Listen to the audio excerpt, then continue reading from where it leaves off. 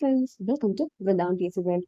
അപ്പോൾ നിങ്ങൾ വിചാരിക്കുന്നുണ്ടാവും ഞാനെന്ത് ഈ സ്പോർട്സ് ഇമ്പോർട്ടൻറ്റ് പോർഷൻസ് എന്ന് പറഞ്ഞ് എഴുതിയിട്ടുള്ള ഒരു സംഭവം കാണിച്ച് വെച്ചിരിക്കുന്നതാണ്. കാരണം നമ്മുടെ VFAയുടെ സിലബസിനെ നോക്കിക്കഴിഞ്ഞാൽ ഓരോരുത്തർക്കും ഓരോ മേഖലകൾ ബുദ്ധിമുട്ടുള്ള രീതിയിലുള്ളതുണ്ടായിരിക്കും അല്ലെ. ഇപ്പോൾ ചിലർക്ക് കേരള ഗവേണൻസ് ആയിരിക്കും, ചിലർക്ക് ഇമ്പോർട്ടൻറ്റ് ആക്ട്സ് ആയിരിക്കും, ചിലവർക്ക് മാത്സ് ആയിരിക്കും, അങ്ങനെയൊക്കെ ഉണ്ട്. അപ്പോൾ ജനറലി നമ്മൾ നോക്കുകയാണെങ്കിൽ നമുക്ക് ഈ ആർട്സ് സ്പോർട്സ് ലിറ്ററേച്ചർ എന്ന് പറയുന്ന ഒരു ഏരിയ ഉണ്ടല്ലോ, അതിൽ 5 മാർക്സ് ആണ്.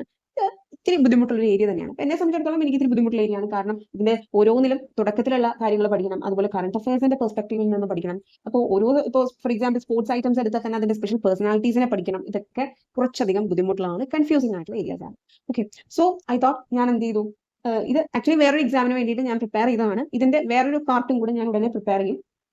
ഓക്കെ, അപ്പോൾ ഈ ഒരു ഇതിൽ നമ്മുടെ സ്പോർട്സ് എന്ന് പറയുന്ന ഒരു ഫീൽഡിൽ കുറച്ചധികം ഇമ്പോർട്ടൻ്റ് ആയിട്ടുള്ള കാര്യങ്ങളെ മാത്രം ഞാൻ എന്ത് ചെയ്തതാണ്, ഒന്ന് ഷോർട്ട് ചെയ്ത് തയ്യാറാക്കിയ കാര്യങ്ങളാണത്. സ്പോർട്സ് എന്നുള്ള രീതിയിൽ ഞാനിപ്പോൾ ഇംഗ്ലീഷ് മലയാളം നിങ്ങളെ കാണിച്ചില്ലേ, അതുപോലെ തന്നെ ഞാൻ ചെയ്തതാണ്. ഇപ്പോൾ ആദ്യമായി ഒളിമ്പിക്സ് മെഡൽ നേടിയ മലയാളി, ആദ്യമായി മേജർ ധ്യാൻചന്ദ് ഖേൽരത്ന നേടിയ മലയാളി. കാരണം ഇതൊക്കെ കുറച്ചും കൂടെ സ്പെസിഫിക് ആണ്, ചോദിക്കാൻ സാധ്യതയുണ്ട്. ഓക്കെ, അപ്പോൾ അങ്ങനത്തെ ഒരു രീതിയിൽ പ്രിപ്പയർ ചെയ്തിട്ടുള്ളതാണിത്. അപ്പോൾ നിങ്ങൾ ആർട്സ് സ്പോർട്സ് ലിറ്ററേച്ചർ പഠിക്കുമ്പോൾ ഒബ്വിയസ്ലി PYQ കൺസേൺ ആയിട്ട് പഠിക്കണം. അതായത് നമ്മൾ ഞാൻ നേരത്തെയും പറഞ്ഞു നിങ്ങളോട് 21 തൊട്ട് 25 വരെയുള്ള ക്വസ്റ്റ്യൻ പേപ്പേഴ്സ് നിങ്ങൾ പ്രാക്ടീസ് ചെയ്യുകയാണെങ്കിൽ അതിൽ നമ്മളുടെ സിലബസിലുള്ള പല പോർഷൻസും എന്ത് ചെയ്യും, വരും അല്ലെ. അപ്പോൾ അതിനോട് റിലേറ്റ് ചെയ്ത് നിങ്ങൾ അപ്പോൾ തന്നെ ആ ഒരു കാര്യം പഠിക്കുകയാണെങ്കിൽ കുറച്ചും കൂടെ എന്തായിരിക്കും, ബെറ്റർ ആയിരിക്കും. അപ്പോൾ ഓരോ ഏരിയയിൽ നിന്ന് എന്തൊക്കെ ചോദ്യങ്ങൾ വരാൻ സാധ്യതയുണ്ട് എന്നുള്ളത് നിങ്ങൾക്ക് മനസ്സിലാക്കാൻ പറ്റും. നിങ്ങൾ അപ്പോൾ തന്നെ അത് എന്ത് ചെയ്യും, പഠിക്കുകയും ചെയ്യും. അല്ലാതെ ഇത്രയും വാസ്റ്റായി കിടക്കുന്ന ഒരു മേഖലയെ നമുക്ക് ചുരുങ്ങിയ ഒരു സമയം കൊണ്ട് പഠിച്ചെടുക്കാൻ മുഴുവനായിട്ടെന്ന് പറയുന്നത് ബുദ്ധിമുട്ടാണ്. അപ്പോൾ ഏറ്റവും നല്ലത് PYQ കൺസേൺ ആയിട്ടും അതുപോലെ ഇത്തരത്തിലുള്ള ഈസി ഷോർട്ട് നോട്ട്സ് വെച്ച് പഠിക്കുന്നതായിരിക്കും ബെറ്റർ എന്നുള്ളതാണ് എൻ്റെ ഒരു അഭിപ്രായം കേട്ടോ. അപ്പോൾ ഈ VFA LDC എന്ന് പറയുന്ന ഞാൻ പറഞ്ഞു LDC സിലബസ് തന്നെയാണ് നമുക്ക്. അപ്പോൾ ആ ഒരു ഇതിൽ വെച്ചിട്ട് നിങ്ങൾക്ക് ക്വസ്റ്റ്യൻ പേപ്പേഴ്സ് ഇല്ലാത്ത പക്ഷം എൻ്റെ ടെലിഗ്രാം ചാനലായ വൃന്ദാവൻ PSC വേൾഡിൽ ജോയിൻ ചെയ്തിട്ട് എനിക്ക് ഡയറക്റ്റ് മെസ്സേജ് ചെയ്താൽ മതി. ഞാൻ ടെലിഗ്രാം ചാനലിന്റെ ലിങ്ക് ഡിസ്ക്രിപ്ഷൻ ബോക്സിൽ കൊടുത്തിട്ടുണ്ട്. അല്ലെങ്കിൽ ജസ്റ്റ് നിങ്ങൾ വൃന്ദാവൻ PSC വേൾഡ് എന്നുള്ളത് ടൈപ്പ് ചെയ്താലും മതി. ഓക്കെ, എന്നിട്ട് ജോയിൻ ചെയ്യാം. അപ്പോൾ ഇംഗ്ലീഷിൻ്റെ വൊക്കാബുലറി പോർഷൻസിൻ്റെ പാർട്ട് 2 എന്നുള്ള രീതിയിൽ വേറെയും നോട്ട് പ്രിപ്പയർ ചെയ്തിട്ടുണ്ട്. ഇത് ഇമ്പോർട്ടൻ്റ് ആയിട്ടുള്ള ഈ PYQs വെച്ചിട്ടാണ് കേട്ടോ ഞാനത് സോർട്ട് ഔട്ട് ചെയ്ത് ചെയ്തിട്ടുള്ളത്. സിനോണിംസ്, ഫ്രേസൽ വെർബ്സ്, അങ്ങനത്തെ കാര്യങ്ങളൊക്കെ.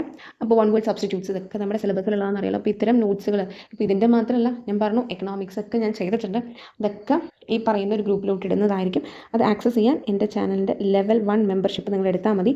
അത് എടുക്കാൻ ഈ വീഡിയോയുടെ താഴെ ഡിസ്ക്രിപ്ഷൻ ബോക്സിൽ ലിങ്ക് ഉണ്ട്. അങ്ങനെ എടുക്കാൻ പറ്റിയില്ലെങ്കിൽ നിങ്ങൾക്ക് ജസ്റ്റ് എൻ്റെ യൂട്യൂബ് ചാനലിൻ്റെ ഹോം പേജിൽ ജോയിൻ എന്നുള്ളത് എടുത്താലും ഈ ലെവൽ 1 ചെയ്യാൻ പറ്റും. ജസ്റ്റ് 59 റുപ്പീസ് ഉള്ളൂ കേട്ടോ. അപ്പോൾ നിങ്ങൾക്ക് എപ്പോൾ വേണമെങ്കിലും ഈ മെമ്പർഷിപ്പ് ക്യാൻസൽ ചെയ്യുകയും ചെയ്യാം. പക്ഷേ എക്സാം വരെ ഞാനിങ്ങനെ കൺസേൺഡ് ആയിട്ട് VFA കൺസേൺഡ് ആയിട്ട് ചെയ്യുന്ന കാര്യങ്ങളൊക്കെ അതിലേക്കായിരിക്കും പോസ്റ്റ് ചെയ്യുക. അപ്പോൾ ഈ പറയുന്ന ജോയിൻ ആയവർ തീർച്ചയായിട്ടും കമ്മ്യൂണിറ്റി പോസ്റ്റ് ചെക്ക് ചെയ്യുക. അതിൽ പറയും എന്ത് ചെയ്യണം എന്നുള്ളത്. ഓക്കെ, അത് ഫോളോ അപ്പ് ചെയ്താൽ മതി. ഇതിൽ ഇങ്ങനെ കിട്ടുന്നതിൽ ഞാനിപ്പോൾ NCERT കുറച്ചുകൂടെ നമുക്ക് NCERT സ്പെസിഫിക് ആയതുകൊണ്ട് NCERTയുടെ പ്രിപ്പയർ ചെയ്യുന്ന, അതായത് നമ്മളൊരു ചാപ്റ്റർ NCERT ചാപ്റ്റേഴ്സ് ഈ ഒരു ചുരുങ്ങിയ സമയം കൊണ്ട് വായിച്ചെടുക്കുക എന്ന് പറഞ്ഞാൽ ബുദ്ധിമുട്ടാണ്. നമുക്ക് ഏതൊരു ലെവൽ ഓഫ് എക്സാമിനും NCERTയുടെ ചില ചാപ്റ്റേഴ്സും ആവശ്യമാണ്. സോ അതിലത്തെ സ്പെസിഫിക് ആയിട്ടുള്ള കുറച്ച് കാര്യങ്ങൾ ഞാൻ മാക്സിമം എഴുതി തയ്യാറാക്കുന്നത് അതിലിടാൻ ശ്രമിക്കാം കേട്ടോ. ഇപ്പോൾ അങ്ങനെ ഞാൻ 10th പ്രിലിംസ് കൺസേൺഡ് ആയിട്ട് എഴുതി തയ്യാറാക്കിയിരുന്നു. അത് ഞാൻ ഓൾറെഡി എഴുതി തയ്യാറാക്കിയിട്ടതിൽ നിന്ന് ഈ അടുത്ത എക്സാമിന് ചോദിച്ചിട്ടുണ്ടായിരുന്നു. കാരണം അതൊരു 4 ചാപ്റ്റേഴ്സ് കൺസേൺഡ് ആയിട്ട് ഞാൻ പ്രിപ്പയർ ചെയ്തതാണ്. പിന്നെ ഈ പറയുന്ന VFA കൺസേൺഡ് ആയിട്ട് നമുക്ക് കൂടുതലും ഫോക്കസ് ചെയ്യേണ്ടത് ഞാൻ പറഞ്ഞല്ലോ, നിങ്ങൾ കറണ്ട് അഫയേഴ്സിന് വേണ്ട പ്രാധാന്യം കൊടുക്കണം. അപ്പോൾ അത് ഈ കുട്ടി ക്യാപ്സ്യൂൾ നോട്ട്സൊക്കെ എൻ്റെ കോഴ്സിൽ ജോയിൻ ചെയ്തവർക്ക് ഞാൻ എന്തായാലും കൊടുക്കുന്നതായിരിക്കും. അതിൽ നിന്ന് ചോദിക്കുകയും ചെയ്യും കേട്ടോ. കാരണം കറണ്ട് അഫയേഴ്സ് എന്ന് പറയുന്നത് വാസ്റ്റ് ആയിട്ടുള്ളൊരു സംഭവമാണ്. അപ്പോൾ അതിന് അത്യാവശ്യം വെയിറ്റേജ് ഉള്ളതുകൊണ്ട് നല്ല പ്രിഫറൻസ് കൊടുത്ത് നോക്കണം. പിന്നെ മാത്സ് ബുദ്ധിമുട്ടുള്ളവരാണെങ്കിൽ തീർച്ചയായിട്ടും മാത്സ് നല്ലവണ്ണം തന്നെ ചെയ്തു നോക്കുക. നിങ്ങൾക്ക് മാത്സ് മാത്രമല്ല ഈ പറയുന്ന ഇംഗ്ലീഷ് മലയാളവും അത്യാവശ്യം ബുദ്ധിമുട്ടുള്ളവർ ഉണ്ടെങ്കിൽ നിങ്ങൾ തീർച്ചയായിട്ടും നല്ലവണ്ണം നോക്കുക. ഇതൊക്കെ ആക്ച്വലി നമുക്ക് ഈസി ആയിട്ട് സ്കോർ ചെയ്യാൻ പറ്റുന്ന ഏരിയാസാണ് അല്ലെ. 30 മാർക്സ് എന്ന് പറയുന്ന ഈ ഒരു ഏരിയയിൽ നിന്നാണ്.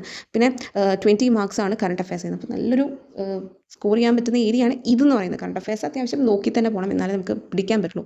അപ്പോൾ ഈ MEM മാത്രം നിങ്ങൾക്ക് കൺസേൺഡ് ആയിട്ട് 2021 മുതൽ 25 വരെയുള്ളത് അതിൻ്റെ മാത്രം കംപ്ലീറ്റ് LDC VFA ഒക്കെ നടന്നിട്ടുള്ള പേപ്പേഴ്സ് നിങ്ങൾക്ക് വർക്കൗട്ട് ചെയ്ത് നോക്കണമെന്നുണ്ടെങ്കിൽ എൻ്റെ ടെലിഗ്രാം ചാനലായ വൃന്ദാവൻ PSC വേൾഡിൽ ജോയിൻ ചെയ്തിട്ട് എനിക്ക് ഡയറക്റ്റ് മെസ്സേജ് ചെയ്താൽ മതി. ഞാൻ ഡീറ്റെയിൽസ് പറയാം.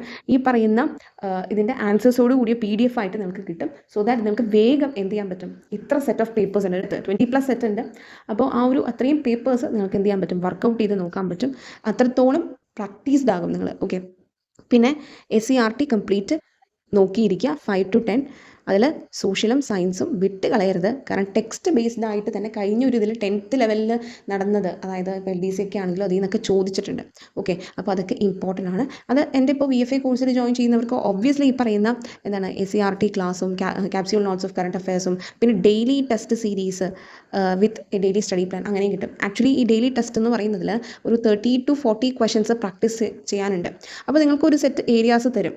അത് കൺസേൺഡ് ആയിട്ടുള്ള ക്വസ്റ്റ്യൻസ് ആയിരിക്കും നിങ്ങൾ ടെസ്റ്റിൽ എന്ത് ചെയ്യുക, പ്രാക്ടീസ് ചെയ്യാം. So after studying all these portions, അതായത് നിങ്ങൾ ഇപ്പോൾ സ്റ്റഡിയിങ് എന്ന് പറയുന്നത് കൃത്യമായിട്ടെല്ലാം പഠിച്ച് മനസ്സിലിരുത്തിയിട്ടേ ചെയ്യുള്ളൂ എന്ന് നിങ്ങൾ ഒരിക്കലും വാശി പിടിക്കരുത്. അങ്ങനെ ഒരിക്കലും എല്ലാം കഴിഞ്ഞിട്ട് നടക്കില്ല. അപ്പോൾ പഠിക്കുന്നവർക്ക് അല്ലെങ്കിൽ ജസ്റ്റ് ഒന്ന് വായിച്ചിട്ടാണെങ്കിലും, നിങ്ങൾ ആ പറയുന്ന പോർഷൻസ് വായിച്ചിട്ടാണെങ്കിലും ഒന്ന് ക്വസ്റ്റ്യൻസ് അറ്റംപ്റ്റ് ചെയ്ത് നോക്കുക. അപ്പോൾ നിങ്ങൾക്ക് വായിച്ച കാര്യങ്ങളിൽ നിന്ന് എത്രത്തോളം മനസ്സിലായിട്ടുണ്ട്, എത്രത്തോളം മനസ്സിലേക്ക് കയറിയിട്ടുണ്ട്, ഒരു ക്വസ്റ്റ്യൻ അതിൽ നിന്ന് വന്നു കഴിഞ്ഞാൽ എങ്ങനെ ആൻസർ ചെയ്യാം എന്നുള്ളതൊക്കെ നിങ്ങൾക്ക് മനസ്സിലാക്കാൻ പറ്റും. അപ്പോൾ ഈ ടെസ്റ്റിൽ ഞാൻ സ്റ്റേറ്റ്മെൻറ്റ്, ഫാക്ച്വൽ ഒക്കെ ഇടുന്നുണ്ട്.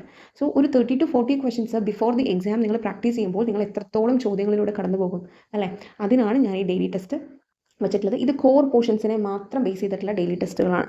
ഓക്കെ, നമ്മുടെ സിലബസിലെ മേജർ പോർഷൻസ് കൺസേൺഡ് ആണ്. ഞാൻ വായിച്ച് പ്രിപ്പയർ തയ്യാറാക്കുന്ന ടെസ്റ്റുകളാണ് കേട്ടോ ഇതൊക്കെ.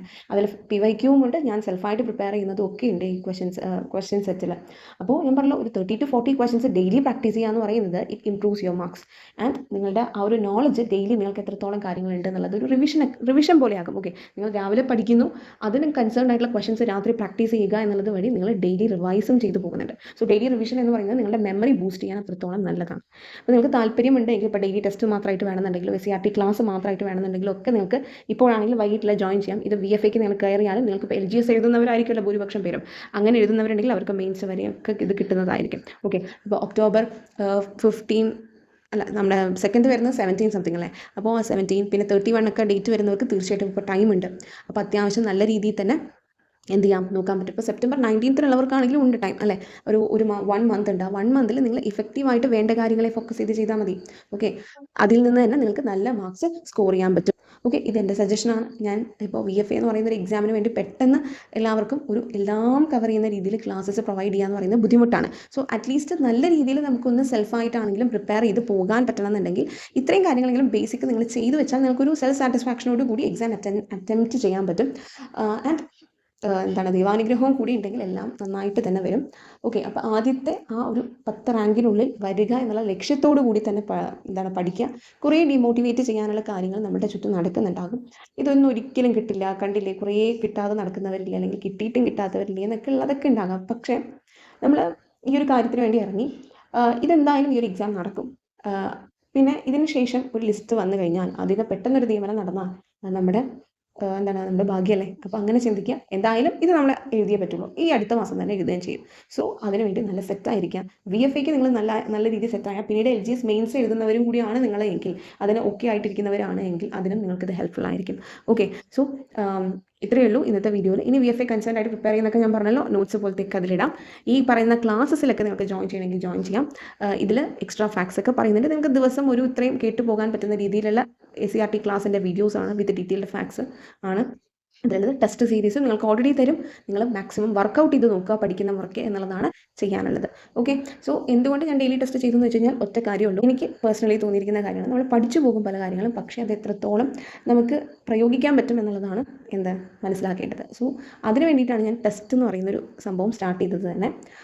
സോ ദാറ്റ് നിങ്ങൾക്ക് പല കാര്യങ്ങളും മനസ്സിലാക്കാൻ സാധിക്കും. എത്രത്തോളം നമുക്ക് ഒരു ക്വസ്റ്റ്യൻ വന്നു കഴിഞ്ഞാൽ നമ്മുടെ മൈൻഡ് അപ്ലൈ ചെയ്ത് നമുക്ക് ഉത്തരത്തിലോട്ട് എത്താൻ പറ്റുമെന്ന്. അപ്പോൾ അതിന് വേണ്ടിയിട്ടാണ് കേട്ടോ ഇത്. അപ്പോൾ ഇത്രയേ ഉള്ളൂ ഇന്നത്തെ വീഡിയോ.